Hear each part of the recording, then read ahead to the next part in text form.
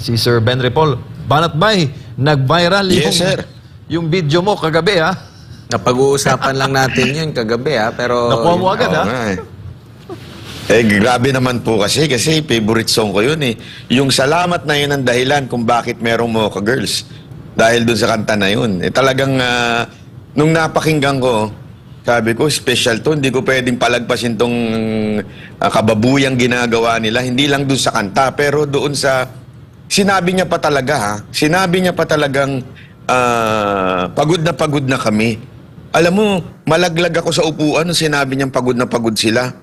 Paano pa yung mga inuutusan nila? Yung ginawa nila mga alilang pulis dyan. Diba? Alam mo, ito lagi ko, paulit-ulit ko to sinasabi, sinisira ni Marbil at ni Torre ang imahe ng mga kapulisan. Noong panahon ni Pangulong Duterte, naayos na ang imahe ng mga kapulisan eh. Kaya nga ngayon, marami hong mga pulis tayong kakilala. Binabati ko nga pala yung si Major Donato dyan sa BGC, Binabati natin yan. Na nakalaging nakabantay dito sa SMNI. Kasi sila, hindi nila maisip, paano, bakit nagiging ganito na ang pulis? Parang ginawang alila, ginawang utusan, tapos biglang makikita mo yung PNP chief, pambira, kumakanta, paakbay-akbay. Alam naman natin yung mga ganyang klaseng gawain ng PNP chief ba yan? Ewan ko naalala nyo ba nung panahon na yung isang PNP na lagi binabatikos kasi nagparty? Naalala nyo yun? Nakakalimutan ko na yung pangalan na yun eh. Tapos yun, binabatikos yun dati, di ba? Kaliwat kanan, walang ginagawang masama. Naayos naman niya yung trabaho niya. Nagkataon lang birthday, di ba? Tapos during I think it was medyo may quarantine pa noon, sila naman po yun, wherein magkakasama sila sa kampo. Ibig sabihin, walang problema kasi kung nasa bahay mo di ba, na mag-inom kayo, wala namang problema yun. Yung mga yun, nandun lang naman sila sa loob ng kanilang lugar. Nireklamo, yet tinagawa yung trabaho. Paano pa ito? Habang hindi ginagawa ng trabaho yung iba, di ba, yung ibang mga kapulisan, habang sila nagtatrabaho, tapos yung mga opisyal, nagbabakasyon, kumakanta, nakakahiya naman. Sobra namang, ang tawag ko nga doon wala talagang empathy, di ba? At alam nyo, ang dami yung komento doon, Sabi niya, mana-mana lang talaga sa amo. Yung among mahilig din kumanta, mahilig din magparty, kaya akala tuloy nung mga nasa baba, it's okay. Habang naghihirap ang bayan mo, it's okay na ganyan. Walang hindi sensitive, ika nga Nakakaano lang po yun, nakakasama ng loob.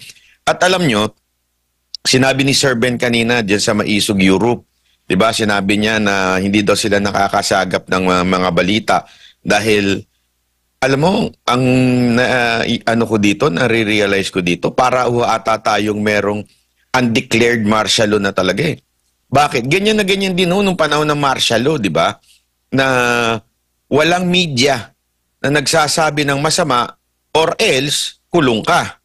Ganon Ngayon, parang ganon din na nangyayari. Yung mga media, nakikita naman nila nangyayari.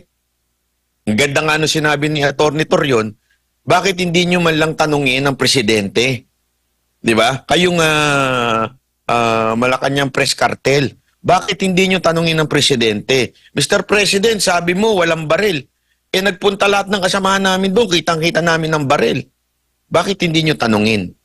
Diba? Ibig sabihin, talagang merong undeclared martial law na nagaganap dito, mga partners at saka Sir Ben sa Europa. Ipakalat ninyo po na sa social media na lang po kayo, sumubaybay, sa SMNI din po. Sir Ben, si Admar po ito. Maayong gabi. Ano po ang inyong nakikita dito? Kasi nangyari nga ito sa malaking church organization. At ano nakikita ninyo? Meron ba kayong pangamba na baka mangyari din ito sa pamilya ninyo dyan sa Pilipinas or sa mga ordinaryo mga kababayan natin dito sa Pilipinas? Gaano po kayo nababahala ukol dito, Sir Ben? Paki-unmute lang po sa audio.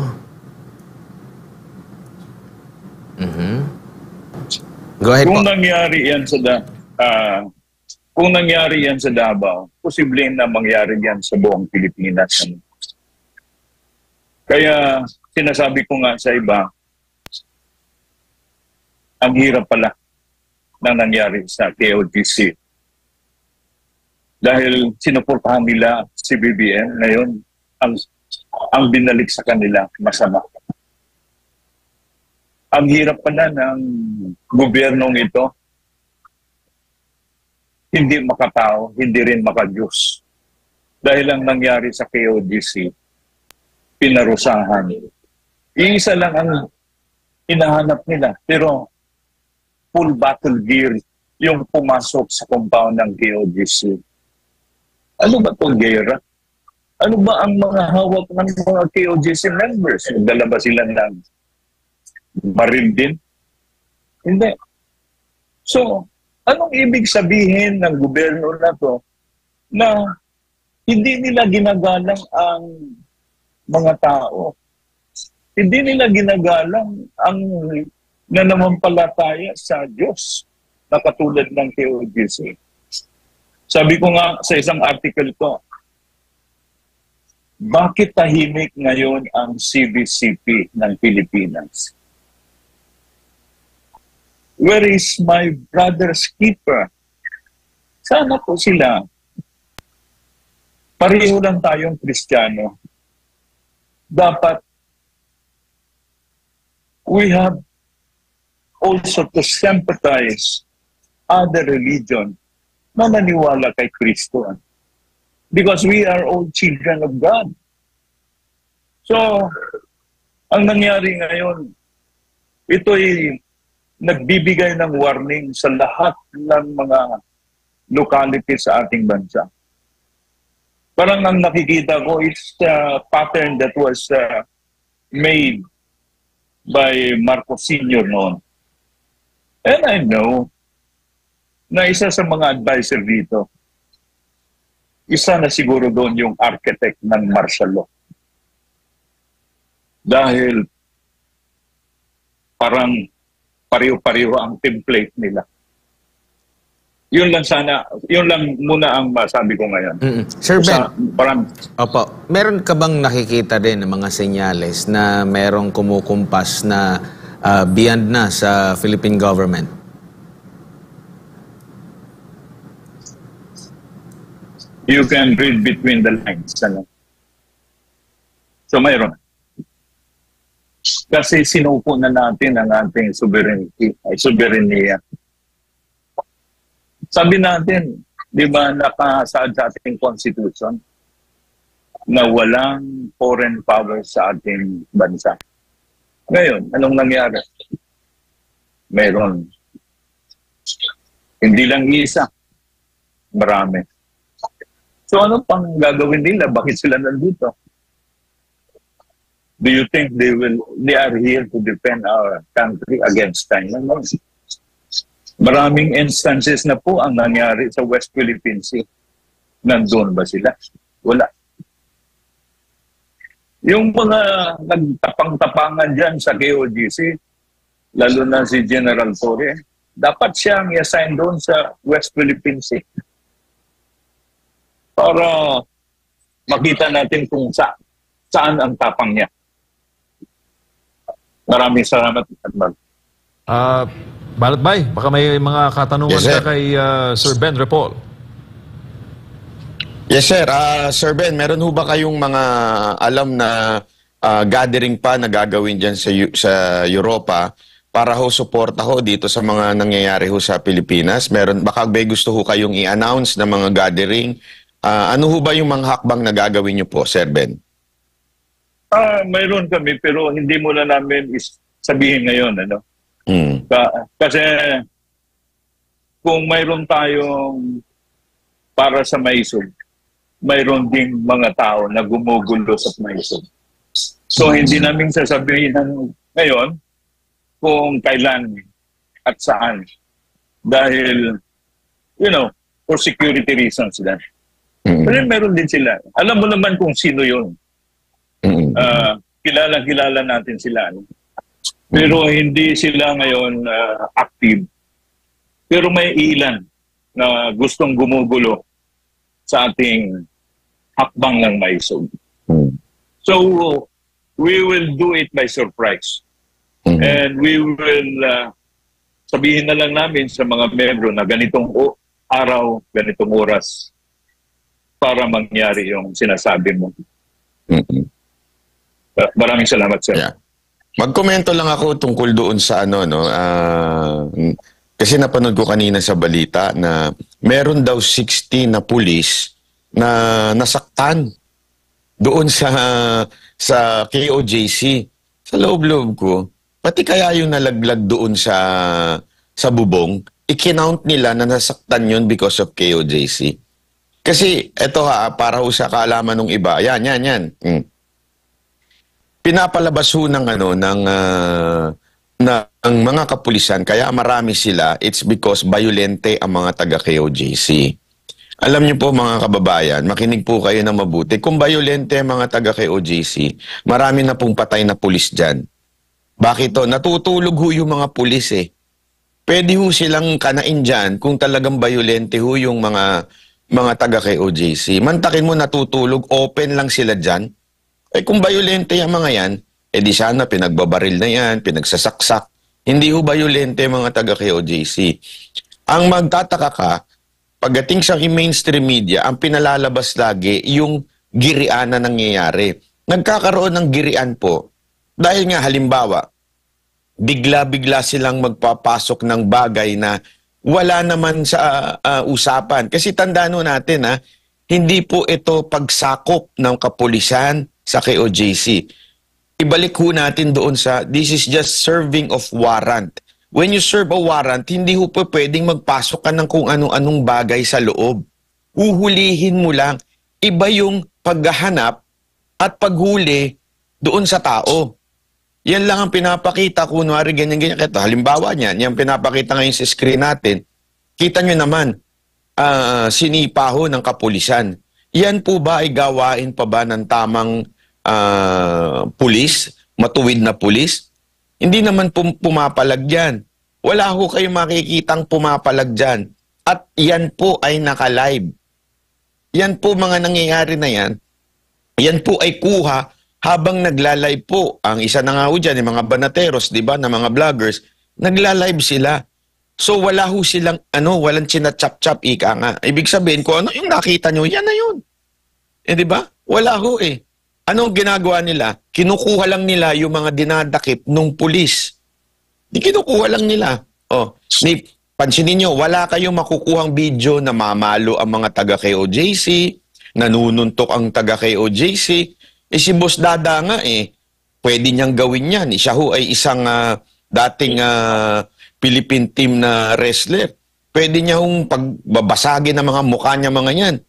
And yet, nakita natin sa video niya, pinipigilan niya nga ho lahat ng mga pulis doon. Sinasabihan niya lang ng maging mapayapa tayo, huwag tayo magganituhan. Ganun po Hindi pa ho yan taga KOJC si Boss Dada. Pero ganun na ho yun. Ano ibig sabihin? Talaga ho mapayapa ito mga to. Pinalalabas lang nila to justify na nagdadala sila ng maraming pulis is pinalalabas lang nila violente daw itong mga taga KOJC. Nakita niyo yun? Inisprayan. Inisprayan. Kitang-kita. Which is mismo sila Boss Dada, sila Master Jude at sila Coach Oli, ay yan din na naranasan nila. Pati nga ho yung executive secretary natin dyan na si Ma'am Nori po, di ba? Ayan Talagang tingnan nyo kung paano isprayan yan. Di ba? Talagang bastos Ganyan ang mga, sige nga mga kapulisan. Naging violente po ba si Sister Nori dyan para gawin yan? Hindi Ang ginagawa lang niya, pinagbabawalan lang niya na mahiga kasi pambabastos yan That is a holy ground for them. Malinis na lugar yan. Huwag nyo naman babuyin. Yun na sinasabi ni Sister Nori. Pero ano ginawa ni yung isang pulis? Diba? Tapos sasabihin nila, violente daw ang mga taga KOJC. Sige nga Yan ho ang leader ho, leader ho yan ng KOJC. Kung violente mga taga KOJC, sana nag-retaliate yung mga taong nakapaligid kay Sister Nori. Hindi ho eh. Hindi ho nag-retaliate. Pinagalitan lang na parang nanay. Di ba ho? Sana makita ho ito ng mga kababayan natin sa iba't ibang bahagi ng mundo. Kaya nga nagpapasalamat tayo sa ating guest na kahit walang mainstream media na nagbabalita, ay inaantabayanan niyo po ang mga balita ng SMNI. Any comment, Sir Ben? Tama yung sinasabi ni Banat Bay, na walang ginagawa ang KOJC members sa mga pulis. Dahil bakit sila gagawa ng gulo na ang katapatila may armas? So being part of the yung mga members ng KOJC, alam nila ang kanilang natutunan kay Pastor. Alam nila ang sinasabi ng Biblia. Love your enemies. Kahit na sila po ay, nako, hindi ko na lang ma-describe. Nakikita naman nila ang nangyari sa kanila. Kahit pinarusahan na sila, pinahirapan na sila, hindi pa rin sila kumikibo. Hindi pa rin sila lumalaban. Dahil nakamarka na po sa kanilang isip at puso ang mga natutunan nila kay Kristo. Yan, believe lang talaga ko sa inyo sa KOJC. Pinakita ninyo ang totoong Kristiyano. Habang ang ibang mga Kristiyano ay mga hypocrites. So, walang ginagawa kundi nagpalamig lang sa kanilang mga palasyo. So, yan na lang siguro ang sasabihin ko ang nangyari sa Pilipinas. Ang nangyari sa Davao City ay isang palatandaan na mangyari din sa Pilipinas. At bakit sa Davao City ginagawa yan? Dahil nagiging ehemplo po ang Davao City sa peace and order. Napaganda po ang aming syudad sa the leadership of the Dutertes. Kaya lang, ang ginagawa nila ngayon ay isang signal na gusto rin nilang mawala ang mga Duterte sa limelight, no? Dahil ang mga Dutertes po ay malaking threat sa kanilang political ambition. So, sa amin dito, hindi pa rin namin, we cannot set aside the Dutertes because they give us yung mga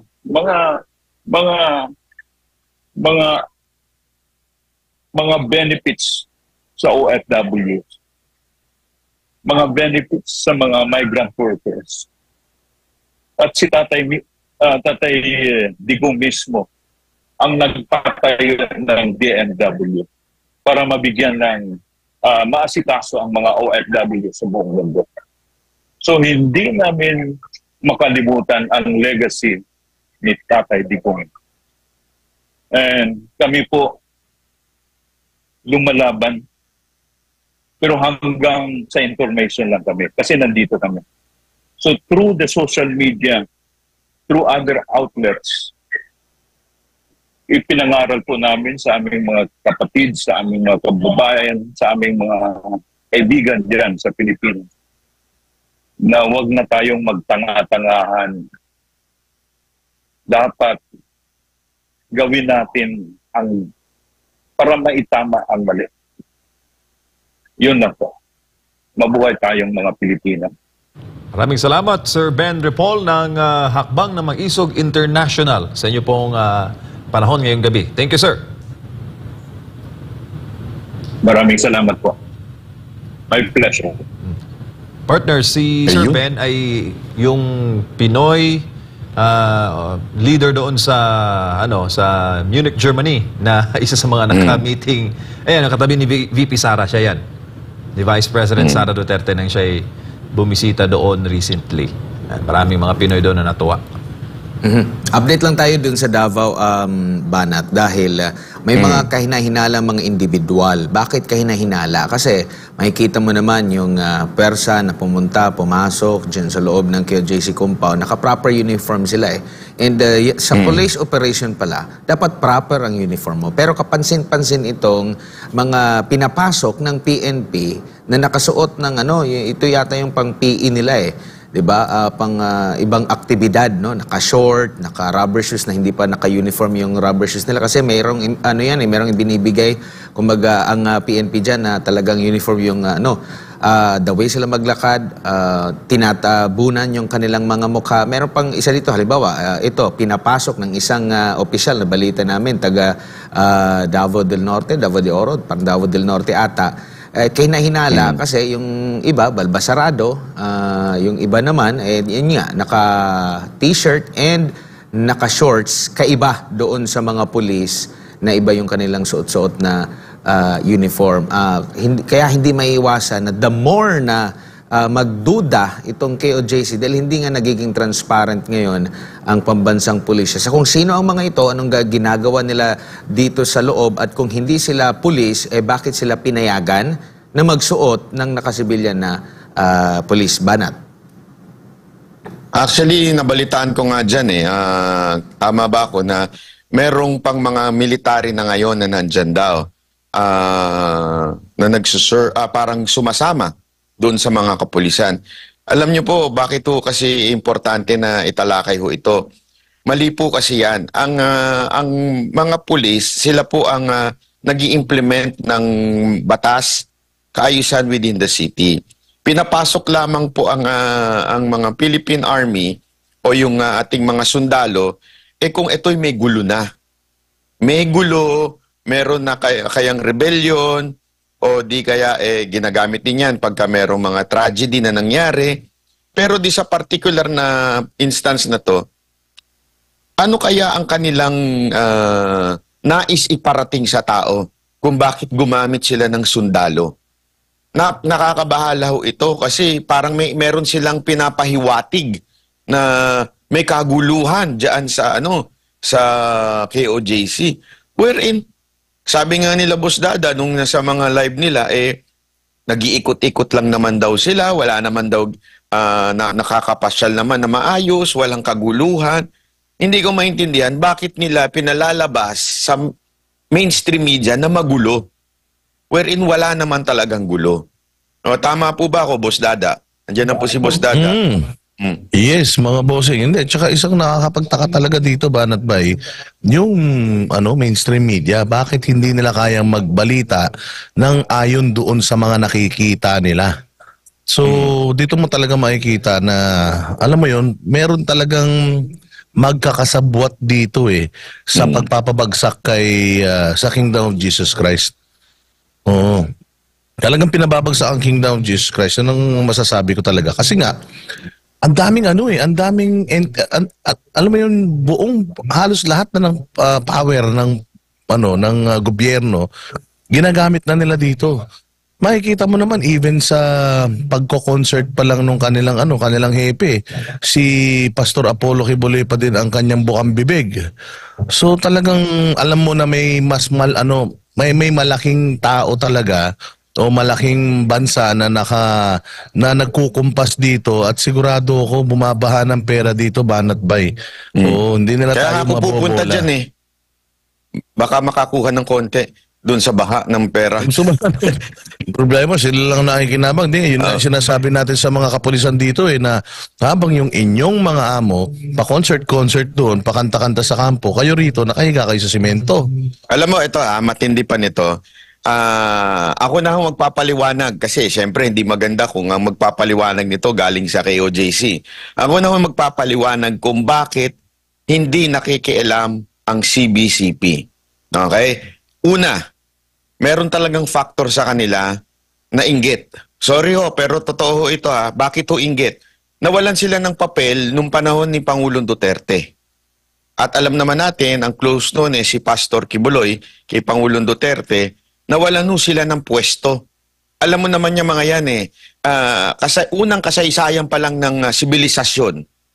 Alam natin na hindi ako tinitira yung hindi ako tumitira ng pangkalahatan. Pero yung kunuunang sibilisasyon pa lang, ang mga pari na gusto nila laging nasa tabi ng hari. Noon pa lang noon, nagagalit na sila pag hindi sila ang nagdidesisyon sa mga sitwasyon, sa mga kaharian. Kaya nga ako naniwala, number one, out of inggit, kaya pinababayaan nila yung nangyayari kay Pastor Kibuloy at sa KOJC. Number one yun. Pangalawa, they would rather have Marcos in the presidency rather than kay Duterte na nagmumura sa Roman Catholic Church. Nagtanim sila ng galit na sila po ay naging bitter dahil siyempre, una, binuking yung mga baklang pare. Binuking yung mga abusadong pare. Kung ikaw ba naman ang ganunin? Di ba? Hirap na hirap kang pagandahin ang imahe ng mga kaparian. Tapos bigla may isang presidente, bubukuhin ng mga bakla pala itong ibang mga pare. Magagalit ka. Ngayon, kung sakaling kumampi sila sa KOJC, kay Pastor Kibuloy, may posibilidad na talagang mawala ang administrasyon ni Marcos at mapalitan ng Duterte. Ayaw nila yun. Kaya tahimik sila. Walang sa kanila. Ang sa kanila, wala na kaming pakialam kung anong mangyari sa mga Pilipino. Importante, hindi maibalik ang mga Duterte na lumapastangan sa kanilang Santo Papa. Yun kasi iniisip nila Kaya tuloy ganyan ang nangyayari. Kaya hindi po sila nagsasalita. Sa tingin ko yun po ang dahilan. Di tsaka Banat Bay, ang KOJC has always been an outcast. Yun yung lagi nilang sinasabi. Even the members of KOJC and the administrators are always saying na talagang outcast lagi ang KOJC. Kanina nga natanong nga ni Coach Oli, sabi nga ni Coach Oli, pwede ba ako magtanong sa inyo ng personal, pwede niyo sagutin o hindi? Meron na bang lumapit sa inyo na ibang reliyon? Let's say for example, yung Iglesia ni Cristo or may mga ibang simbahan dito sa Pilipinas. Meron na po bang lumapit sa inyo tungkol dito sa nangyayari na ito at sinasabihan man lang kayo na kapit lang, hindi man kami makalabas, makasupport sa inyo ng obvious, pero gusto ko malaman ninyo na kasama kayo sa prayers namin. Tinanong namin sila at ang sagot ay wala. Walang tumatawag sa kanila because KOJC has always been an outcast. Talagang lahat halos hindi sila ina-acknowledge. Dahil nga medyo parang may pagka-radical kasi yung way ni Pastor Apollo Kibuloy ng kanyang pagtuturo pagpapalaganap ng salita. Kaya ayun, so nakakalungkot na wala talagang nagre-reach out sa kanila. Hindi lang simbahang Katoliko, kahit yung ibang mga simbahan dito sa Pilipinas. Ako kasi ang pananaw ko dito mga kababayan, kasi ito diretso na natin yung mga nagtatanong bakit ang INC hindi nagbibigay ng reaction. Kasi ganito po yan. Sa kasaysayan, ang INC hindi naman talaga sila nagsasalita. Yun po ang ating tignan. Ang INC, pumapasok na lang po sila during the election. Ibig sabihin, nagkakaroon sila ng block voting. Pero during the entire hindi po sila nagbibigay ng opinion. Ito hindi po ako taga-ANC, pero bigyan po natin ng patas din na pananaw po ito. Hindi naman po sila nagsasalita. Bakit ko naman inaano yung CBCP? Ang CBCP kasi, nagsasalita palagi yan. Ibig sabihin, sila po ay nagsasalita na role na nila lagi ang pumapasok, nakikialam, but this time, hindi nila ginagawa. Naintindihan natin. Unlike the INC and other religion, yung iba hindi naman hindi sila nagsasalita. Naintindihan natin? Talagang ganyan na sila. Tama, no? They do not meddle with politics, no? Samantalang itong Katoliko, ever since, talagang nakikialam yan. Oo. Ngayon, kasi nag-o-observe din ako Tingnan nyo yung mga channel nila. Okay? Alam nyo po, ito, para lang sa kalaman ninyo, mahilig po ako niya manood niya nung time na nagdedebate. Alam naman natin kung sino ang kadebate ni Pastor Kibuloy. Eh. 'Di ba noong panahon na buhay pa yung isang pinuno. 'Di ba may kadebate siya diyan. Kasi kahit yun, dinidebate din ng iglesia. Pag pinanood mo yung mga channel na pinamumunuan nila, ako observe ko talaga, iba yung balita nila at iba yung balita ng GMA at News 5 at ABS-CBN. Dito, kahit papaano, nakakakita ko ng fairness. Hindi man totally nila alam, pero may fairness silang pinapakita. Pangalanan na natin. Anyway, ganyan naman tayong banateros eh. Yung UNTV at saka yung istasyon ng INC. Net 25. Yung Net 25. Pag nagbalita naman sila, hindi may angle. Hindi yung may malis. Alam mo kagad kasi pag ang isang balita merong, may ano to, may laman to. Ganun sila. Gitna lang. Hindi sila nakikialam. Ako, wala akong kakilala sa kanila ha. Ninilinaw ko lang po na ganun lang po sila. Nasa gitna lamang po sila. Ang nakakapagtaka talaga, yung pakialamerong CBCP. Yun, talagang ever since, panahon pa lang ni Kopong-Kopong nakikialam na yan. Ngayon, parang mga pipe. Again, this is not a fight about religion. What I'm saying now is yung mga pinuno lang. Okay? It doesn't mean you're Catholic, you are for... No, not like that. Ang akin lang, yung lang mga leader. Ibig sabihin, ang leader naman ng CBCP, ng Catholic Church, hindi naman CBCP lang eh. Meron naman silang Pope. Pero ito talagang CBCP, ever since, talagang nakikialam sila. Pero hindi nila ginagawa ngayon. Doon ka magtataka. May problema dyan. Yun ang aking paliwanag. Nakikita lang dyan kung bakit ayaw talaga nila kay Pangulong Duterte. At syempre kay Pastor Kibuloy na rin na dati nawala sila sa eksena itong CBCP. Yun lang ang akin. And ito pa, idagdag ko yes, lang, go ahead. yun nga, yung report na meron daw secret chamber, pero katakataka, walang sa side ng kay OJC, no, nung kinunan. And nakita ko dun sa video na presenta ni Abalos, yun yung sa basement ng Jose Maria Calles, tapos yung sinasabi nilang secret room, yun yung kanilang laging pinapakalat na secret talaga, no, parang malisyoso na ba? Doon sa likod ng cathedral. Ang pinagtataka ko, bakit parang doon sa anggulo ng balita at pagkakapresenta nito, lumalabas na parang dugtong itong secret chamber na ito na sinasabi nila dyan sa JMC at doon sa cathedral. Pero kung matagal nang nanonood ang ating mga kababayan at sila siguro dyan sa cathedral, sa mga preachings ni Pastor tuwing linggo, makikita nila na dyan lumalabas si Pastor every turn na niya para sa kanyang preaching. May dyan may pintuan na doon sa mula doon sa kanyang holding room. So kumbaga parang bakit mo bakit gagawan mo ng mali siya ito? Parte alangan naman galing pa siya doon sa kabilang pintuan, maglalakad siya sa gitna na meron namang holding room na diretso na tagos pag panahon na ng kanyang preaching. Pero doon actually, sa ang pinalalabas nila parang secret room na doon may nangyayari. Kaya nga ako nagtataka ako kasi nung tinitingnan ko yung sinasabi nilang secret room, wala namang kama. Well, I mean, kung meron man, as in puro sopa yun. Parang backstage, di ba? Lahat naman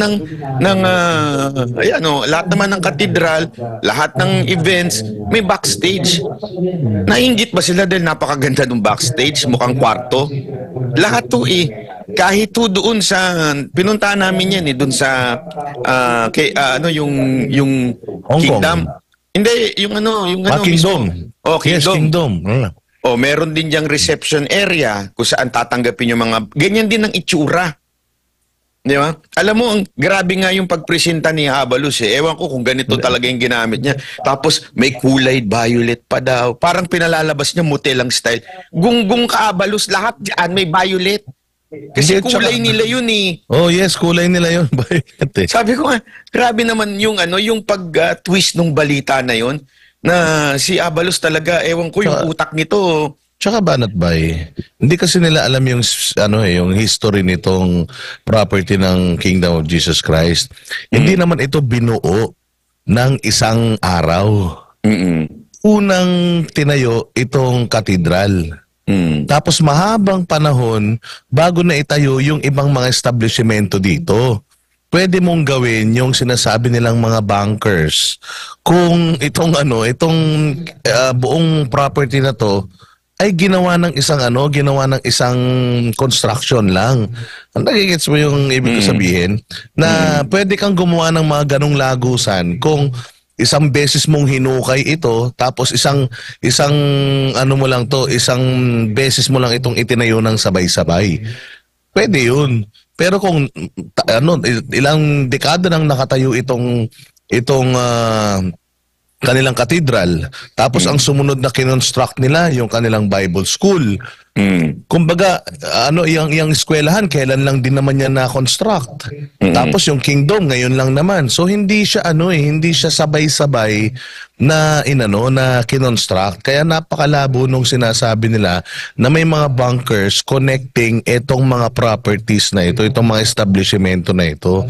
Kasi yun ang pinapalabas nila, inaano nila sa isip ng mga tao na sa yaman yan, sa laki ng property niyan, nakita nyo naman napakaganda ng kanilang kingdom, napakaganda ng kanilang property. Imposible na walang mga ginawang mga lagusan yan. Yun yung mind conditioning na ginagawa nila eh. Pero kung pakikinggan mo lang or magtatanong ka lang dito, lalo na sa mga elders nila, alam nila yung history nitong lugar na to. Hindi to sabay-sabay itinayo. Kasi hindi naman sila ganun kayaman na simbahan noon. Alam nyo naman na itong simbahan na ito ay 40 years old pa lang. Hindi ito katulad ng mga simbahan na malaki na, di ba? Hindi, alam nyo kasi, sabi nga nila, di ba, the abundance of the heart, the mouth speaks. So, simpleng-simple lang. Yung puso kasi ni Abalos, wala na eh. Sa kanya, yung puso niya, na siya eh, puro kasamaan na yung nasa loob niya. Ang iniisip niya na kagad, masama ang KOJC, masama si Pastor, masama ganito. Kaya kung anong makita niya, i-connect niya yun doon. Lagi na lang niya i-connect na, may kwarto, may nangyayari dyan. May banyo, may nangyayari dyan.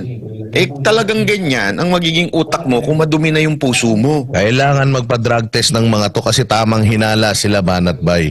Kaya mas lalo na kailangan talagang i-require natin sa mga secretaries nitong ni Presidente ang pagpapa-drug test kasi yung kanilang imagination talagang extreme.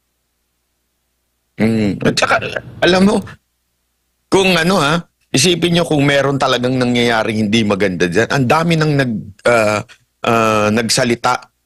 Yung nagsasalita sa kanila, yung sinasabing ina-accuse si Pastor Kibuloy, iisa lang. Ano nangyayari? Palipat-lipat lang siya ng lugar. Na magsasampa siya ng kaso sa Amerika, pupunta dito, magsasampa ng kaso, kung ano-ano lang eh. Tapos, yun nga yung sinasabi nung iba eh. Yung tama yung sinasabi ni Boss Dada na unti-unti. Kasi nga, they're building the community by faith. 'Di ba? Kaya nga yung kingdom inuunti-unti yan, hindi pa matapos kagad kasi nga depende yan doon sa pumapasok sa church nila. 'Di ba? Hindi ho yun yung tipong may pera silang lahat tapos ito na yung pinaka-milyones natin, ipapagawa natin ng one time big time. Hindi ganoon yun. Yan ay by faith. Yan yung tinatawag na process. Yan yung tinuturo nila sa mga kingdom citizen. Yung by faith na unti-unti natin yan, mabubuo natin yan, yung pananampalataya natin habang binibuild yan, unti-unting mabibuild din yung mga nandito. Kaya tuloy, parang ang dating secret yung mga door, ganon. Kasi nga, duktong-duktong eh. Tsaka dyan sa loob Hindi nila niloan yan, ha? Tsaka dyan sa loob ng KOJC compound, si Pastor, ayaw talaga yung makalat. 'di ba? Mapapansin niyo walang mga kable ng kuryente diyan. Yung drainage system talaga tinitiyak, hindi yan kagaya sa flood control project ng ating gobyerno. Kaya mapapansin mo, talagang wala kami makikita talaga, no? Talagang every gusali, planado, merong mga tamang sewerage system, sa cabling, sa ilalim. Pero imposible talaga na merong tunnel na dugtong-dugtong lahat. Napunta na nga yung mga pulis doon sa sa Glory Mountain at Prayer Mountain. Alangan naman, sasabihin na naman nila na nandoon. So talagang pagdududahan mo yung arrest warrant na implementation dahil sinasabi dapat reasonable. 'Di ba? Kaya kayo nandyan kasi reasonable nandyan. Pero nandun yung iba sa Prayer Mountain at Glory Mountain. So yun yung katakataka sa mata ng mga Tsaka taga-KLTC. mga partner, ang nakalagay kasi sa warrant of arrest, ibang tao eh. Tapos ang address is hindi naman dito. So, kaya ngayon yung isa sa mga itinanong ko kanina nung press con, sabi ko, yun po bang ipinresinta sa inyong warrant of arrest ni Torre, si Pastor Kibuloy po ba yung subject? Hindi daw. Ibang tao ang subject at taga Pasig. Yung address nung noong warrant of arrest is sa Pasig. So ang tanong ko, kung sa Pasig yung address na yon, sinearch na ba nila yung Pasig? Kasi yun yung purpose eh. Kaya nga meron kang warrant of arrest at kaya nga may address doon eh. It's because yun yung unang-una mong isa-search. And then saka ka pupunta sa ibang lugar. So it turned out na sinisira na nila itong mga establishmento rito. Naparami mga pulis dito.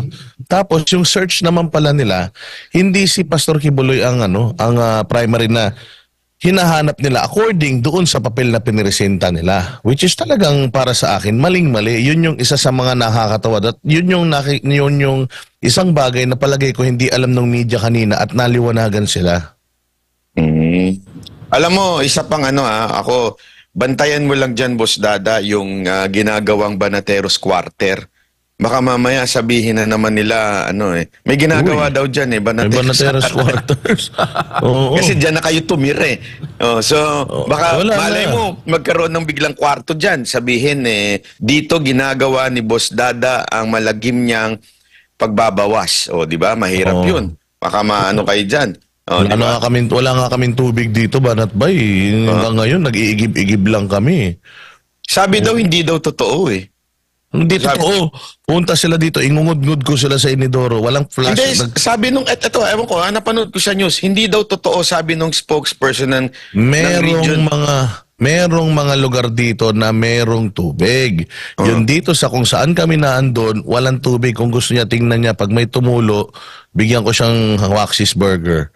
Kasi nga itong tubig dito ay kumbaga ang control nasa I think sa JMC na kontrolado ng mga pulis, hindi makapunta rin yung mga tao rito para buksan yung tubig doon at magkaroon ng yung tangke doon para magkaroon ng tubig dito, Banat Bay. Alam nga naman sasabihin kung walang tubig kung may tubig, di ba? Walang tubig yung gripo eh. Kasi nga dati ang ginagawa nila, pupunta lang sila doon, i-on lang nila. Ngayon hindi nga sila maka-access doon dahil puro pulis ngayon nandoon, bawal puntahan. Tsaka, partners, ang isa din sa mga pinababantayan dyan, yung angulo na, yung mga ginto-ginto ba, di ba? Alala mo yung panaginip ni Attorney Torreon? Nakarang araw. Well, hindi malabo mangyari yun kasi yung kanilang hinahanap, yung kanilang gadget na ginagamit, panghanap ng mga metal. Metal detector. Metal detector. Kasi ang sabi daw nila, ang mga bunkers daw ay gawa sa bakal. Kaya daw yun yung ginagamit nila. Hindi nila alam, merong isang administrator dito na yan ang tinapos. Tungkol sa mga mina-mina. Kaya hindi sila makakaporma dahil alam nila na gino-joke sila. Pero Boss Dada, hindi mo ba nasilayan dyan si PNP Chief Marbil? Na pumunta? Hindi. Sa chopper, palagay ko, yung mga chopper na nag-ikot-ikot dito, nandoon siya. Kasi nung araw na nag-press con sila, umikot-ikot dito yung chopper eh. So, tsaka nakita ko siya, Banat Bay. Doon sa ginawa mong video kagabi na kumakanta siya ng favorite song mo. Doon ko lang siya nakita pero dito sa compound hindi kasi nakita ko kaya ko nga tinatanong bakit siya napagod? Sabi niya, pagod na daw siya. Ang sabi, Ano siya mapapagod? ito yung impormasyon natin, 'di ba? Sa pagpaning mo ng doon sa video na pinost mo Banat, 'di ba? May chopper doon sa tapat, 'di ba? May chopper. Ang sinasabi, yung dalawa dong chopper, sinasabi lang ito mga nakukuha nating impormasyon. 'Di ba may chopper noon na binidyohan pa nga ni Boss Dada nung panahon na lumabas yung TPO. Sinasabing si Marbel, si Torre, si Abalos daw yung sakay nun. As sa mga information na nakuha natin. Yung dalawang chopper. Sayang nga, hindi nagkabanggaan eh. Isi. Sana nalaglag din, parang yung drone nila. Oo. Isi. Grabe. Hindi, so bakit siya napagod? Sabi niya napagod daw siya eh. Siguro, parang malayo siguro yung flight mula doon sa kampo nila. Baka napagod na siyang magdahilan doon sa nagkukumpas sa kanila. Baka naalog. Kasi nga, syempre, sinisingil na sila. Huy, nakapag-down payment na kami. Ano na? Anong petsa na ngayon? 6 na araw na kayo dyan. Mag-isang linggo na kayo bukas. Hindi nyo pa nakukuha.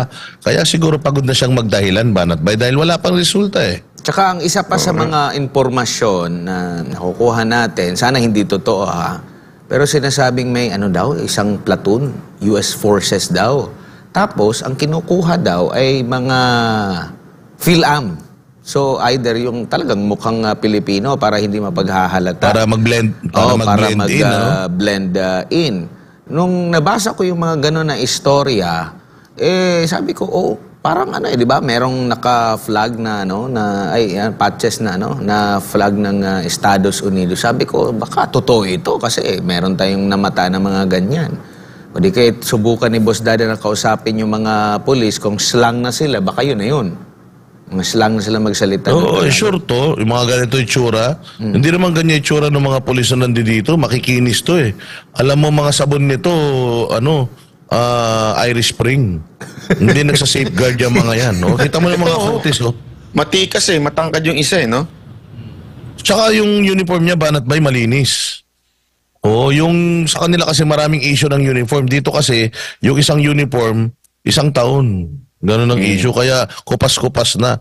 Itong mga uniform na itong mga pulis na to, kita mo, matingkad yung kulay. Alam mong nagda-downy. Sana, actually, yan nga yung sana maitalakay yan sa Senado na sa susunod na pagdinig. Yan yung mga dapat sagutin. Bakit pinababayaan ang mga actually di ba yan nakikita niyo nakabilog doon sa may braso niya? Parang special forces pa daw ng Amerika yan. So ibig sabihin talagang meron silang ginagawang alam mo hindi Pinoy ito? Makikita mo yung baril nila, Banat Bay, iba issue eh. Kasi pare-parehas yung baril ng mga nandirito. Tingnan mo yung baril niyan. Nakatiklop yung yung puwitan. O, di ba? O, yung mga issue ng baril dito, pare-parehas, magkakapare-pareho, mukhang pare-parehas na para mga importin yun eh. Ito, iba issue nito. Talagang kanu itong mga to. Oo nga Tapos sasabihin, walang baril na dala-dala. Baka naman yun? Hindi nyo, baka naman mga mga water tirador. Lang yan. Baka tirador. Oo. Hindi kaya? Kaya sinasabing lang daw yan? Yung, ewan ko Ikaw Banat Bay, ano sa tingin mo? Hindi niya ba talaga nakita to? Or ako, pagka nakita ko yung mga yan, kakalabitin ko. Para malaman ko kung totoo ba yung baril, di ba? Ay, totoo pala, gaganan tayo, di ba? Pag pumutok. Di ba? Or baka ang utos ni Ferdinand Marcos Jr., huwag kayo magdala ng baril. Baka yun yung niya, utos, tapos nagdala ng baril itong Pwede rin. Pero sa tingin niyo yun? Hindi niya alam? Mali yung ni-report sa kanya? Pero alam niya alam niya na more or less 30 hectares. So kumbaga, basically, na-briefing siya doon. Pero doon sa, talagang sure na sure siya lahat ng mga pulis, lahat ng tao doon walang baril. Sabi ko, baka ang instruction niya doon, walang baril, pero nagdala ng baril, sumuway sa kanya. Di ba, sabi ni Mamalu sa interview natin kagabi, nagkaroon daw ng emergency briefing ang Malacanang. Imposible nung di alam ni BBM, nagka-emergency meeting Ano bang ng emergency meeting? To brief the president. So, di niya alam, ba't dinideny ng punong ehekutibo na may mga baril? Siya ba'y nandun? Baka nag-emergency meeting sila, wala siya. Oo. Hindi natin alam, emergency Di ba? Oo, Iba kasi kasi may sinasabi si Pebbles doon sa doon sa tawag diyan, liwasan nung nakaraan na yun daw mga positive pag natulog daw yan isang buong linggo. Oh, pambira, ano? Actually, merong mga nagko-comment dito na yung mga sinasabi ninyong pumapasok daw na nagsuot pulis lang ay baka daw mga minero. Talagang posible kaya kasi 'di ba may batas tayo na pag nakatagpo ng ginto ay pwede nang i-occupy. Mm. 'Di ba? May ganon tayong batas, 'di ba? So hindi kaya palabasin nila in the future na meron natagpo ang ginto? Pwede rin. Yun nga rin yung yun yung Pwede napanaginip rin pa ni banat Attorney ba yan? Tor yun. Pwede rin banat bay na dito, dinala nila yan, siguro mga minero talaga yan. Malamang maghuhukay yan, maggagawa yan ng mukhang bunker, tapos biglang, ayan, kita nyo may bunker.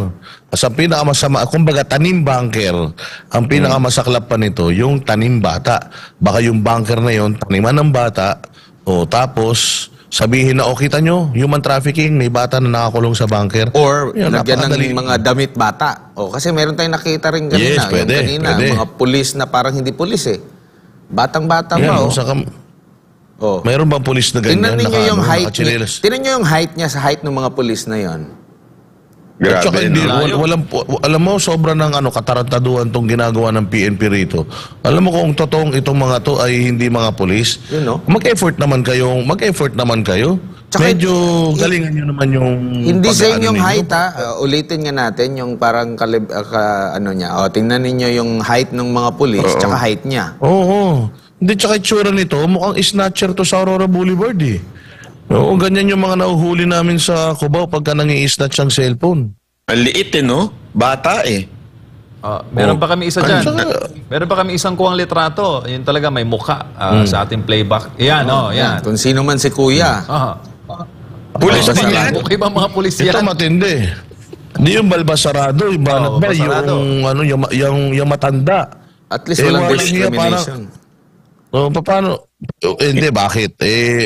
Sa tingin mo ba, wala pang 60 years old dyan? Di pa nagre-retire Actually, yan? 56 ang di ba? Retirement. 56 or 55 sa police. Siguro nasa lang yan, 54. Hindi, tsaka yung mga Online pa ganyan lang yung tsura. Tsaka ito yung nakuha kong information mahigpit na ipinagbabawal ang pagsusuot ng hindi prescribed, like kagaya dyan sa sapatos. Bawal din sa mga pulis na naka-uniform at kung may ano-anong purong sa ulo or kung ano nilalagay sa ulo. Hindi naman yan pang di ba? Hindi yan typical or usual na ganyan yung sinusot ng mga pulis kung meron man sa ulo nila. Di ba? Diba? Yan yung mga sumisit-sit sa mga yaya eh, di ba? Yung pag dumaan ka, shh, Hindi, yung isa, yung may edad na, banat ba Oo, yan yung mga nangangalakal sa amin, yung mga nangunguha ng yung Bakal? uhugutin yung mga kable, yung tas susunugin, gagawin tanso. Oo, tsaka itong pulis na ito, hindi pa hindi ko lang alam kung pulis ba ito. Actually, tinanong din natin yung PRO 11 nito kung ito ba sila yung mga pulis talaga. Pero ito, tingnan mo, nakabalbasarado, tapos hindi prescribe yung uniform during an operation. Pati si tatay, no? Mahigpit na ipinagbabawal dyan. And kung talagang ito yung mga private individual, di ba mahigpit na ipinagbabawal sa sino man na magsuot ng mga uniforme ng pulis ang isang private at hindi otoridad? Oo. Bawal Ano na yan, bumili na talagang- di ba? Pinaguhuli na yan. wala yan. Ngayon, wala. Yung panahon ni ngayon, yun yung vlogger, nakasuot ng team leader sa pulis eh. Di ba? Kaya talagang bastusan na ngayon eh. Wala nang, basta ang batas, applicable lang yan sa mga kalaban. Di ba? Yung pagkakailangan nila manghuli, yun, i-apply nila. Pero pag sila, wala. Ito yung ginagawa nilang paghigpit-higpit kuno diyan sa mga PSPG, yung sa mga security. Sa totoo lang, ang tinanggalan lang naman nila lahat ng kalaban. Pero yung mga in-check, nandyan pa rin. Yung mga Chinese na negosyante, gusto nyo, pangalanan ko eh. Grabe ang pulis. As in, grabe ang pulis noon. Bakit hindi magalaw yung mga PSPG doon? Pero tinanggalan mo yung vice president natin. Oh, ang dami ho niyan, mga Chinese na negosyante. Oh, i-dare ko siya sabihin niya sa akin hindi totoo. Oh, masasabi ko sa inyo yung totoo. Kasi nandun yung ibang mga PSPG na nawala sa mga kinuhanan nilang oposisyon. So, ngayon, yung batas na yan, hindi na nasusunod dyan. Basta sa kanila, ang importante, magawa nila yung gusto nila. Etong nangyayari sa KOJC, yung paghuhukay, alam mo, mag-ingat kayo kayo mga KOJC, huwag niyong ibababa yung yung inyong pagbabantay. Kasi talagang one day, tingnan nyo, may matatagpuan sila. Bigla na lang magsasabi, may natagpuan kaming ganito. Tama yung sinasabi ni Boss Dada Baka mamaya magkaroon ng bata dyan, tapos babalutin lang nila. Nandaling ganun di ba? Yung babalutin mo lang. Kayo Banat Bay, kahit kalansay Madaling kumuha ng kalansay sa sementeryo tapos kunyari may nahukay silang kalansay dito. Oo. Di ba? Na kita nyo, ayan may patay. Di ba? Mayroong nakuha ang buto ng tao.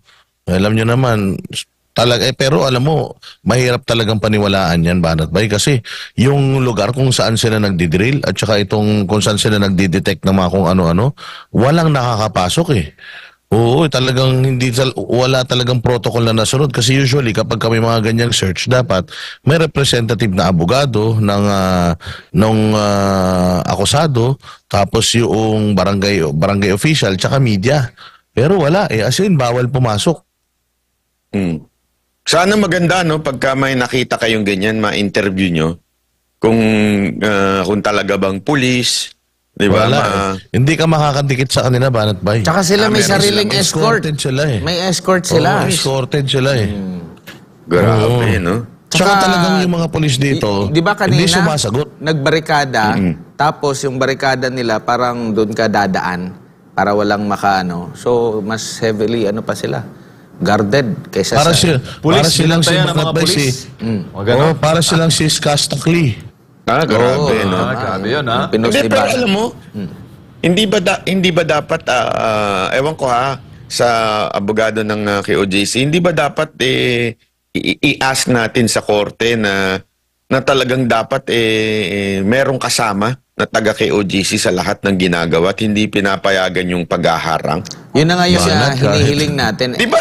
Yan yung nakasulat. Tama. Protocol Yung yun pagbarikada, di ba, Boss Dada? Si Oo. Boss Dada, kanina, nagbarikada na naman. Maliban dun sa, di ba, JMC, parang malawak yung kanilang barikada rin kanina, na malinaw doon sa kautusan, all forms ng pagbarikada, hindi pwede. Pero ang sinatawag naman daw nila, hindi naman daw barikada yun na human barricade naman daw yun. all Hindi naman forms daw- All nga All Anong forms. Sorry yun ang dahilan nila Ano magagawa natin? Grabe, Sabi ko nga no? sa inyo, di ba, kita mo nga, nakalagay doon sa, doon sa temporary, protection order, Region 11.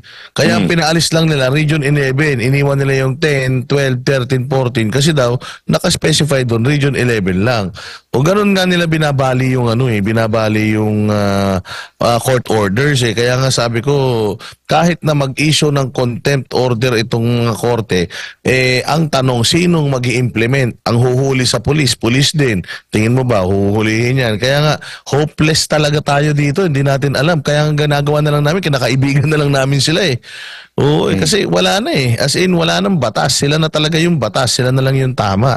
Martial law na nga ang tawag sa ganyan, di ba? Even Senator Bato, Banat Bay, sinabi niya na wala akong magagawa kung ayaw nilang umalis yan I can only do so much. Kasi wala na siyang control. Buti sana kung siya ang PNP chief. Hindi na siya PNP chief So wala. As in, even yung mga, kahit ilang senador na magpunta rito, hindi mapapaalis ng senador yung mga yan dahil hindi naman yan under ng jurisdiction nila So malaking problema. Di natin alam talaga kung paano mapapalayas tong mga hinayupak na to dito unless siguro magkagalis lahat ito at magsiuwi na sila sa mga bahay nila. Tsaka may issue din Alam mo, ngayon, kaya- partners, no? Regarding din sa KOJC, dahil tinatanong ng taong bayan, ang dami rin mga bata na nawawala, mga reported missing, wala rin tugon ang Philippine National Police. Dahil nga, lahat ng halos ng mga police, pinapadala dyan sa ating compound sa Davao.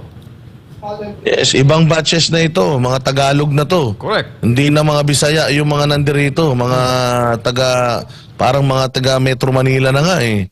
Oo, ibang batch na to, kaya mas mababait na sila kaysa nung una. In fairness, mas mababait sila kaysa nung una. Kaya lang kasi, kapag nakakita ka kasi Banat Bay na naka-uniforme, tas ganito karami, tas armado, kahit medyo sanay ka, may ano ka eh, may stress ka talaga eh. Tsaka 6 days na hindi nakakapasok yung mga eskwelahan dito sa JMC. Dapat nag-i-intervene ng ano dito, DepEd at tsaka ang CHED. Wala, batas nga eh. Martial law nga eh. Ayan ang actually kaya ang mga kababayan, kung mapapansin ninyo, yan pa rin ang title hanggang ngayon ng SME na ika-6 na araw ng martial law. Bakit martial law? Kasi kung ano yung batas na gusto nilang ipatupad, yun ang batas na gusto nila. Wala na ho silang sinusunod na batas. Alam nyo mga kababayan, nasa kamay na ho natin ito. Pahihintulutan ba natin ito? Papayagan ba natin na ganito na lang ang gawin nila?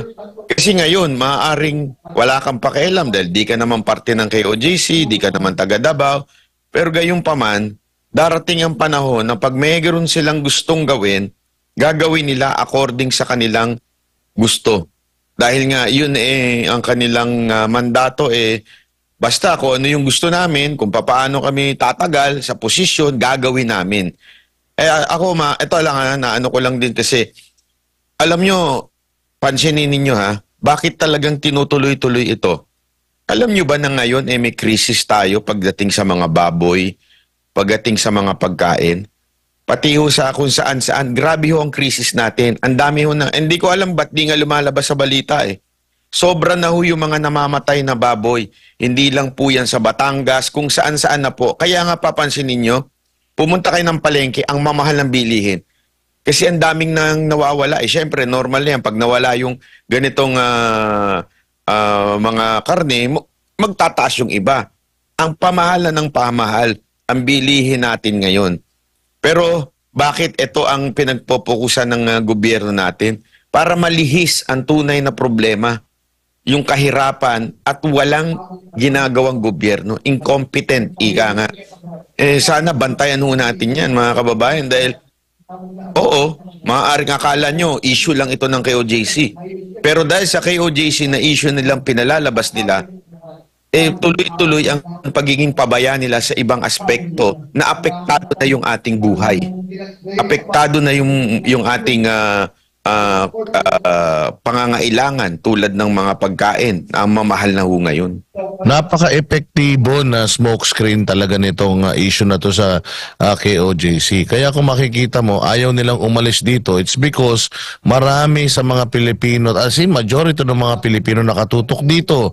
At nawala yung mga panawagan ng hair follicle drug test, nawala yung mga panawagan na ipaliwanag ninyo saan napupunta yung 1.5 billion, 1.4 billion na flood control system project. Kasi katulad nito, bumaha na naman pala dyan, Banat Bay, sa Metro Manila. Oo. Oh, hindi ba? So imagine, dahil dito sa nangyayari sa KOJC, which is really very effective na smokescreen, hindi na naman natin napapansin yung ibang mga issue katulad ng sinasabi mo, mahal ang baboy, nangangamatay yung mga baboy, mahal ang presyo ng bigas, yung 20 pesos, wala pa din. At napakarami pang mga korupsyon, yung 90 billion sa PhilHealth. Nakakalimutan natin yun ng pansamantala. Ilang araw na rin nagaganap ito. Mag-iisang linggo na. So isang linggo na, kaya tuwan-tuwa sila at nakafocus talaga sila dito. Kasi nung una, sinasabi ni Abalos, wala kaming dyan, wala kaming say dyan. Pero ngayon, kita mo, nagko-comment na sila lahat dito. Kahit si Boying Rimulya, nagko-comment dito. Yung mga mainstream media, talagang yung magkakasapakat sa sindikato. Ayan sama-sama sa pag-highlight at pag-hype nitong issue na to dyan sa KOJC. Hindi natin napapansin yung ibang mga issues ng Pilipinas, kaya talagang napakahusay. Alam mo kung saan sila magaling? Hindi sa pagpapatakbo ng gobyerno Magaling talaga sila sa pangbubudol. At alam mo ba, ito matindi. Nagkaroon ng kanina ng budget hearing ng DPWH at ginastify pa nila yung nangyaring mga baha. Kesyo daw dahil hindi dahil sa palpak yung flood control, kung hindi daw dahil yung tubig talagang umaangat na sa mga seabeds, tapos humihingi pa sila ng additional na bilyong-bilyong project. Na siyempre, ang focus ng tao ngayon, ang ginagawa ng media ay ang KOJC, napapabayaan tuloy ho ito. Kaya nga nakakaano dapat bantayan ho nating mamamayan ito dahil ito yung smoke screen para makapatuloy silang makapagnakaw sa bayan. At alam naman natin, saan gagamitin yan nakaw na yan? 2025 na, malapit na eleksyon. Kailangan ma-retain sila.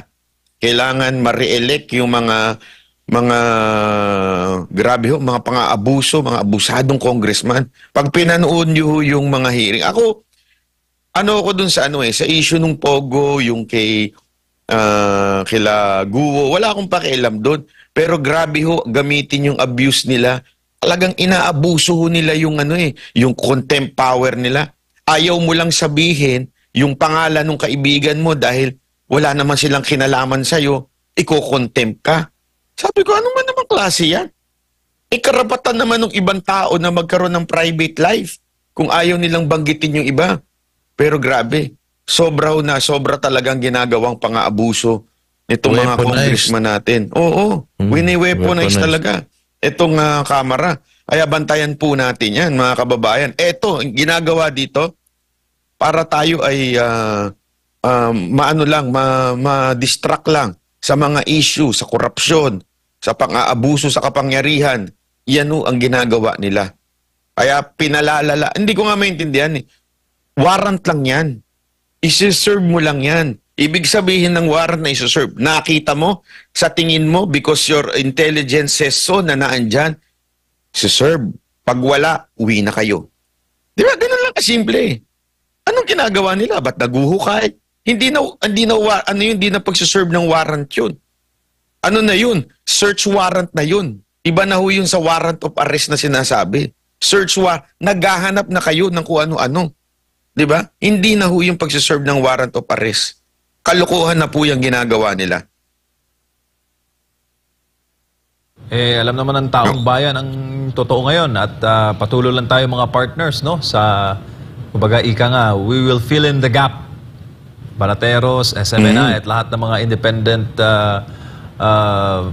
political vloggers dahil iba na ang panahon ngayon. Hindi na one-sided tulad noon na kung ano napapanood natin sa telebisyon, gospel truth. Kung ano napapakinggan natin sa radyo, yun ang totoo.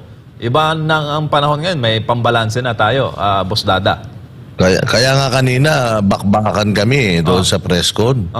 Bakbakan kami sa press con kasi ang gaganda ng mga pointers na na ipinoint out ni ni Dean Torion kasi meron ngang pinalabas ang One News na meron daw tunnel going to the hangar. Yun ang inano niya. So sabi niya, nandoon sakto yung One News. So sinabi niya na One News, since ni-report mo na merong tunnel, gusto ko samahan mo kami mamaya para ituro kung nasaan yung tunnel na yon na itinutukoy mo sa iyong report.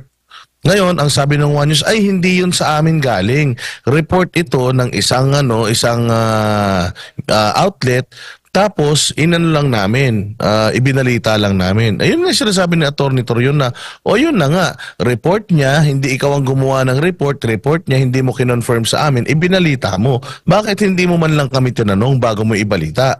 Tapos pinagpipilitan niya na, hindi, report nga niya yun. Ni-report ko lang. So parang hindi ako may kasalanan kasi report niya yun ni-report ko lang. Yun yung paulit-ulit niyang sinasabi. Tapos to the rescue, yung ibang mga kasamahan niya doon na mga media din, sinabi na parang unfair naman yata yun. Hindi naman namin trabaho yan na ipakita sa inyo yung tunnel. Hindi. Kasi sinabi mo sa report mo na may tunnel. As in, hindi mo sinabi na di umano Sinabi mo na may tunnel. Kaya gusto kong ituro mo sa akin kung nasan yung tunnel. Kasi ako, ang tagal ko na dito, wala pa akong nakikita na tunnel at wala naman akong alam na tunnel. So ngayon, ang sinasabi nung isang media, bakit kasi hindi na lang ganito? Kung may reklamo ka sa report niya, bakit hindi ka magreklamo sa editor-in-chief? Bakit siya yung kinukompronta mo? So, parang naalala ko tuloy yung mindset ng mga pulis, Banat Bay. Kasi ganyan na ganyan yung sinabi namin kay General Torre noon na, Sir, meron po kaming papeles na na-serve na itong warrant, alias warrant na ito. Hindi nyo pwedeng i-serve yan ditong warrant na yan kasi nga, Pasig ang address nito, Davao to. So, dapat sa Pasig kayo naghahalughog.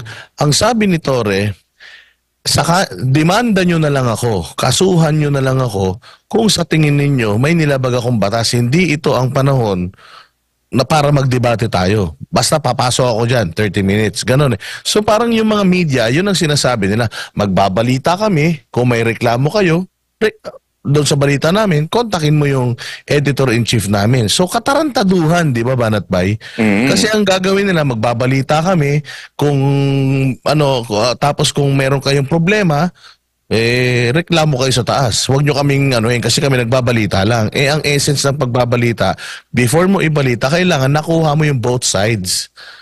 Di ba? So, ang mga media ngayon, totoo lang pasensya na kayo sa mga media dyan ang dami sa inyo, ampaw na eh. Hindi na nagtatrabaho. Kumukuha na lang kayo ng ibang balita.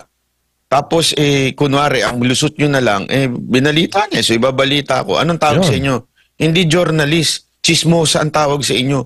Ganyan na ganyan ang mga chismosa eh. Sa kapitbahay nyo, may nakita lang, ichichismis niya na. Di ba? Hindi man lang niya binerify.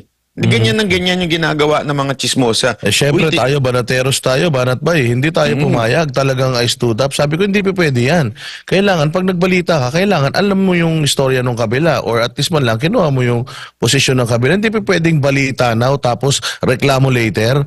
Ano yun? Pwede ba yun? So parang kung napakalabo. Meron pang isang instance, same pa rin na news outlet, 'di ba? Yung na-post din ni SAS, no? Kung saan, 'di ba?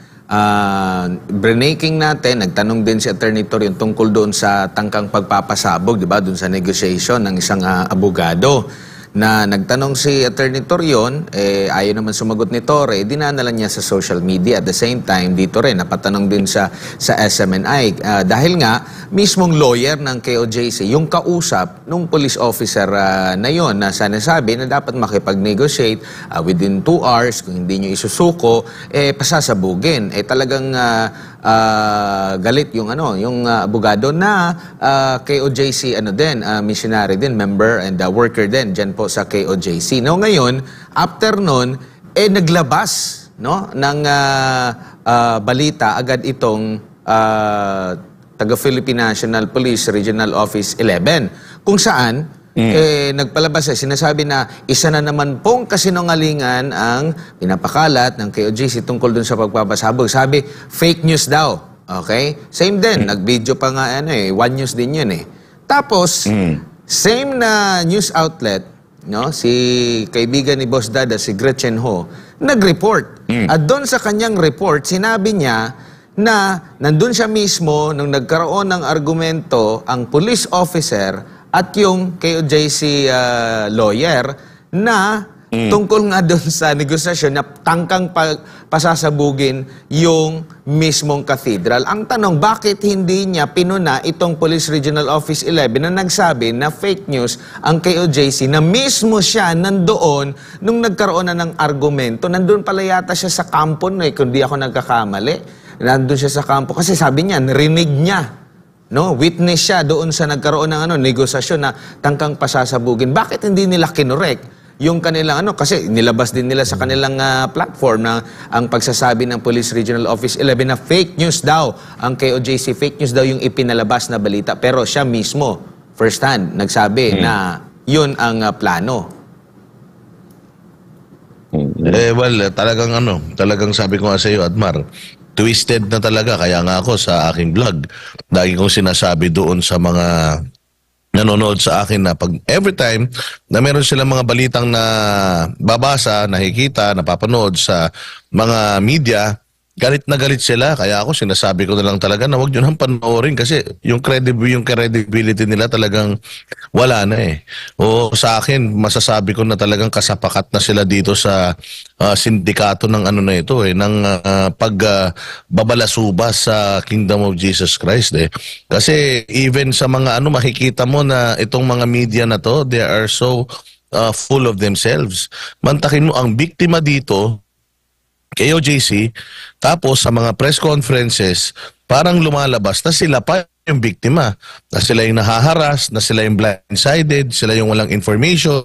Pero ang dami-dami nilang binabalita sa kanilang mga news outlet. Wala daw silang information parang lumalabas na for the past 2 days, doon pa lang sila nagkaroon ng access dito. Pero before nangyari yung kahapon na press con, ang dami na nilang binabalita tungkol sa KOJC. So doon mo talaga malalaman na bias. Galit na galit sila na tinatawag sila na bias. Pero di ba Banat Bay, kapag isang side lang yung kinuha mo at ibinalita mo, bias yun? Actually, alam mo, ang ano natin dito, sa tingin ko takot lang sila na masuspinde. Di ba? Kasi nga, yan yung sample na ginawa ng Kamara at ng NTC sa SMNI. Pag ikaw nagbalita ng totoo, pag ikaw yung balita mo ay hindi pabor sa kanilang amo na si Tamba, ano ka? Siguradong tanggal ka sa himpapawid o kaya ikaw ay mo masususpend. Kasi isipin nyo hanggang ngayon nga Yan pa lang Yan pa lang, it's against the law na yan 'Di ba? May prangkisa pa rin ang SMNI hanggang ngayon. Kasi batas yan. Hindi pwedeng bawi-bawiin yung basta-basta. So, inikutan nila yan, pinasuspend nila sa NTC. Ganon sila kalupit. Wala nang batas-batas. Kaya, alam ko, yan na yan yung pananakot ng Kamara sa kanila. I-report nyo ng, ng pabor sa amin o pabor sa gobyerno or else, may SMNI kayo. Yun ang dating nun Kaya, expected mo na yung mga media na yan, ganyan. Aside from, sigurado ko, malaki ang yan, ang allowance niya mga yan. Di ba? Kung maaalala ninyo, doon pa lang sa pag nagkakaroon ng trip ang presidente, kasama sila sa eroplano, sagana sila sa pagkain, sagana sila sa hotel, ganun nung panahon ni Pangulong Duterte, kaya galit na galit yung Malacanang press cartel na yan. Dahil hindi ganun Yan ang isa sa tinanggal ni Secretary Andanar nun yung kaugaliang. Yung pribileyo. Nung panahon before PRRD. Nung tinanggal yun, kaya tuloy lahat ng press cartel, ng Malacanang press cartel, tinitira si PRRD. Ngayon, happy na uli sila. Di ba? Malaki na yung nabubulsa uli nila. O siyempre, naturalmente, hindi sila kukontra. At gusto nilang manatili at magtagal ang administrasyon na to. Yun Kaya sigurado tayo dyan na lahat ng i-report niyan against sa mga Duterte. At dito sa KOJC. So parang lumalabas ngayon, partner, survive muna tayo. What? Paano ba? 2028 lang yan Parang gano'n lang. Survival mode lang. Parang buhay lang muna. Ganon din ginagawa natin dito ngayon, partner MJ, na yung mga tao dito, nawala na actually yung galit nila sa mga pulis. Parang namumuhay ngayon yung mga tao dito na kasama na itong mga pulis na to na nandirito. Balita ko nga, balak nilang mag-celebrate pa din nung anniversary kahit na nandito itong mga pulis na ito so doon talaga natin makikita na mga Pilipino talaga matiisin we make do kung ano yung nandiyan. Kasi talagang sobrang pangit talaga ng mga nangyayari ngayon. Hindi naman natin mapalayas itong mga hinayupak na ito. Makakapalang mga mukha nito parang mga pinaglihi yata sa alpombra mga pagmumukha nito kaya hindi napupudpud so anong gagawin natin? Alangan na may stressin natin sarili natin. Di pabayaan na lang natin na nandiyan sila tapos tayo na lang, tuloy ang buhay, hindi ba? Okay lang yan, tuloy ang buhay. Sana wala lang planting of evidence, walang tanim bunker, yung mga, alam mo naman, yan yung kinakaba namin, mga tanim ebidensya. Sana wala naman. Pero alam ninyo, sa galing ng mga members ninyo, walang makakalusot Kasi kahit saan nating korte ipakita itong mga nakukuhanan nyo ng mga footages, kapag kabukas meron silang natagpuan, kahit sinong judge, tanga kung maniniwala rito sa mga pulis na to na may matatagpuan sila dyan na nakabulastugan Kung may matatagpuan sila dyan, unang 2 araw meron. Pero kung 1 linggo ka na, tas ang matatagpuan mo, matatagpuan mo, bala, granada, naglulukuhan tayo dyan. Sa dami ng ipinasok nila dyan na hindi nila idinaan sa scanner, kayang-kaya mo na talagang questionin yung kredibilidad noong mga itinanim nila dyan na kung ano-ano, kung magtatanim man sila. Kaya naririnig naman tayo nitong mga tolongges na ito, wag nyo nang pangarapin dahil kitang-kita kayo ng mga lente ng mga kamera namin, mapapahiya lang kayo. Pag ginawa ninyo yan, naku po, mawawala kayo sa serbisyo, yung inyong mga amo, pakuya-kuya-kuy, pakanta-kanta, pag-retire, makukuha yung mga retirement benefits nila, tapos kayo, makakasuhan kayo, matatanggal kayo sa trabaho, ang ending ninyo, maging mga gun for hire kayo. Kaya parang awa nyo na, huwag nyo nang pangarapin na gumawan at magtanim ng kung ano-ano dito dahil huling-huli kayo. Oo. Tsaka yung, Alam mo, yung mga police official, alam natin maraming mga matitino pa rin. Pero ito yung mga narinig natin, mga informasyon. Ito, sabi dito na after ng isang malalimang meeting daw, ay pagbaba ng opisyal, ang sabi, kawawa ang mga tao. Kumbaga, sa isip niya, after ng meeting, nandun yung ano niya. Pero yun nga, kailangan natin na merong manindigan. Kung alam ninyo na mali, kumbaga parang alam niyo na mali pero ginawa niyo pa rin hindi kayo nanindigan sa tama, hindi niyo ginawa kung ano yung tama, parang naging kasapakat or naging pa rin kayo niyan. Kasama kayo doon sa pag-o-oppress niyan or sa ginagawa ninyong mali. Dapat talaga, ako suggestion ko sa kayo, JC, bigyan nyo din ng karaoke yung mga pulis dyan. Para kumanta rin sila, 'di ba? Kanta sila habang kumakanta yung amo nila ng salamat, siguro nagpapasalamat sa mga pagpapala, 'di ba? Kayo naman kumanta kayo ng All by Myself, 'di ba? At least pag kumanta kayo ng All by Myself, kayo na lang. Tapos kumanta rin kayo ng Please Release Me and Let Me Go, 'di ba? Banat ba, kailangan palagay ko mag-imprenta itong mga taga KOJC nung lyrics nung kanilang mga worship songs para masabayan na lang nitong mga pulis. Malapit na raw para nilang at least pag ma-memorize. tumutugtog yan, pag tumutugtog yan, masabayan man lang nila. Mag-enjoy sila, baka sakali magsibait yung mga yan, di ba? Nanonood ba yung mga pulis ngayon dito sa atin? Oo. Ang Ang lakas natin nung kausapin. ang lakas nung speaker kaya nga minsan pag bumababa ako diyan, may nagdi-disguise ako, nagwiwig ako. Bakit?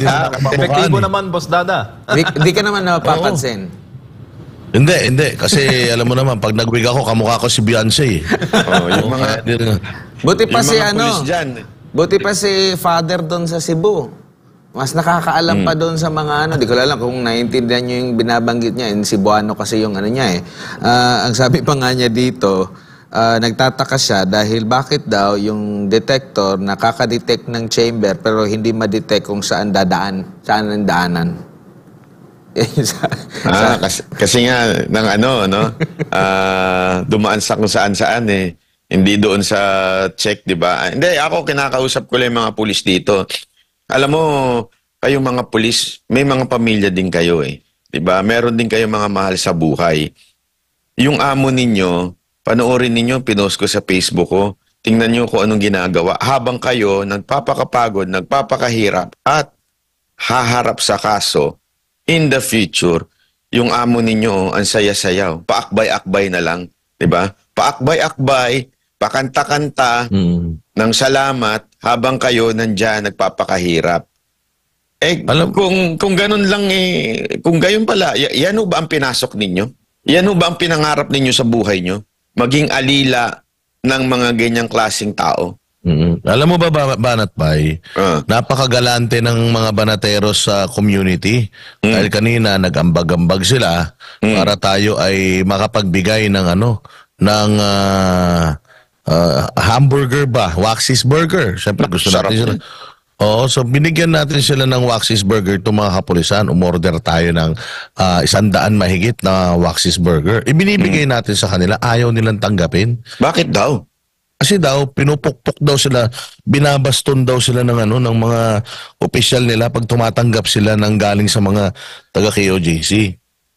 Grabe naman yun. Oo, kaya nga sabi ko, hindi natanggapin nyo yan kasi hindi nyo naman hiningi. Para yan sa inyo. Kasi nga, kailangan natin ma-build yung ma-build yung relationship ba? Kasi hindi naman tayo magkakaaway dito eh. So, konting lang yan, konting token lang yan. Ayaw talaga nila banat ba? Alam mo ginawa ko? Iniwanan ko dun yung kahon, tas lumayo ako siguro. Nahihiya sila dahil may camera. Ayun, awa ng Diyos. Lahat sila, kulang na lang sumot doon sa may kahon. Oo, kasi, I mean, sana naman, itong mga opisyalis na itong mga pulis na ito, pabayaan nyo na magkaroon ng magandang ng magandang samahan yung mga nandirito. Kasi kung gaano pa kayo katagal dito, di ba? At least man lang, maging magkakaibigan tayo rito. Kasi, yung mga amo ninyo, palibasa, masasarap ang buhay nila. Kasi nakikita ko ba Hindi, pinapakain sa ako, kanila dito, ha? O, sige. Sa Sunday, pupunta po ako dyan. Yung mga kapulisan, pag day off kayo ng Sunday ng gabi, mag-inuman tayo sa labas. Sa labas ha, wag dyan, bawal siya kay OJC. Doon tayo sa labas, mag-party tayo. Bumawi tayo doon sa boss nyo. Tayo naman na magkantahan, walang video, walang camera. Painumin ko lang kayo. Anong gusto ninyo? Bawi naman tayo kasi minawalang niya na kayo ng mga boss nyo. Pambihira kayo, pinahihirapan. Tapos sila pakanta-kanta. Huwag kayo mag-alala. Gusto nyo, dalhin ko pa mga girls para may entertainer. Magkantahan tayo doon, di ba? Uy, Tayo lang. yan, banat ba? Ay sus, kaya-kaya natin yan. Kasi, pambira, kawawa naman sila. 'Di ba? Kawawa naman kayo na yung boss ninyo, relax doon, paakbay-akbay pa, o relax, kakanta-kanta pa, tapos kayo nandyan. 'Di ba? Babawi ako sa inyo. Kayo naman, kayo ang ililibre natin, kain tayo, anong gusto nyo? Magbudol-budol pa tayo, lahat ng pagkain kakainin natin. Para maramdaman ninyo na hindi kami ang kalaban nyo. Ang tunay ninyong kalaban, yung mga boss ninyo na nang-aapi sa inyo. Yan ang kasi hindi yan ang pinasok nyo. Ang dami kong kaibigang pulis, napakarami ko pong kaibigan ng pulis, buwisit na buwisit sa boss nila nung nakikita yung ginagawa sa inyo. Marami kayong mga kabaro, mga tropa ninyo na naiinis sa mga boss ninyo dahil ginagago kayo. Maniwala kayo sa akin. Alam nyo yan sa loob ng mga puso ninyo. Naiinis sila dahil bakit kayo ginaganyan? Hindi kayo ginaganyan dapat eh. Hindi kayo pinahihirapan. Hindi nyo kami kalaban. Kami po'y kakampi ninyo. Hindi ho kami parte ng KOJC Hindi ho kami kaaanib nila. Pero hindi nyo ho kami kalaban. Sila nga eh. Kami nga dating bumanat sa kanila, tinanggap nila kami. Kaya kayo, tinatanggap din nila kayo. Sigurado yan. Nagkataon lang, sabi nga nila nag-meet lang kayo in a wrong time, in a wrong place. Yung may mga ganyang kanta di ba? Na nag-meet lang kayo in a wrong time, in a wrong place. Pero yung mga taga kay OJC, mabubuting tao yan. Mabubuti yan. Sigurado, I'm assuring you, maaayos na mga... Kasi kung hindi maayos yan, nilaso na kayo niyan. Correct naman. Kung hindi maayos yan, patay na kayo lahat ngayon. Correct naman. Di ba? Di ba? Isipin nyo na mabuti yan. Nasa teritoryo nila kayo. They have the legal way na anong ginagawa ninyo dyan? Hindi, illegal na yung ginagawa ninyo eh.